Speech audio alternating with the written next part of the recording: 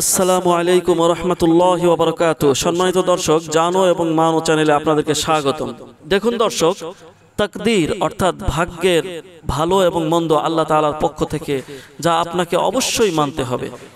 শুনুন দর্শক, রাসূলুল্লাহ সাল্লাল্লাহু আলাইহি ওয়াসাল্লামের হাদিসে কি বলেন।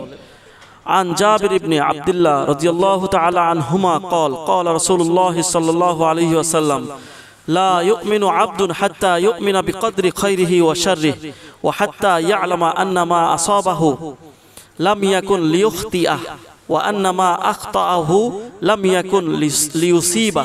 অর্থাৎ হযরত জাবের ইবনে আব্দুল্লাহ রাদিয়াল্লাহু তাআলা আনহু হতে বর্ণিত, তিনি বলেন রাসূলুল্লাহ সাল্লাল্লাহু আলাইহি সাল্লাম বলেছেন, কোন বান্দা ততক্ষণ পর্যন্ত মুমিন হবে না যতক্ষণ না সে তকদিরের ভালো মন্দের উপর ঈমান আনবে, এবং যতক্ষণ না সে নিশ্চিতভাবে জানবে যে যা কিছু কল্যাণ ও কল্যাণ তার ভাগ্যে পৌঁছেছে তা এড়ানোর ছিল না, আর যা এড়িয়ে গেছে অর্থাৎ পৌঁছেনি তা নিশ্চিত পৌঁছার ছিল না।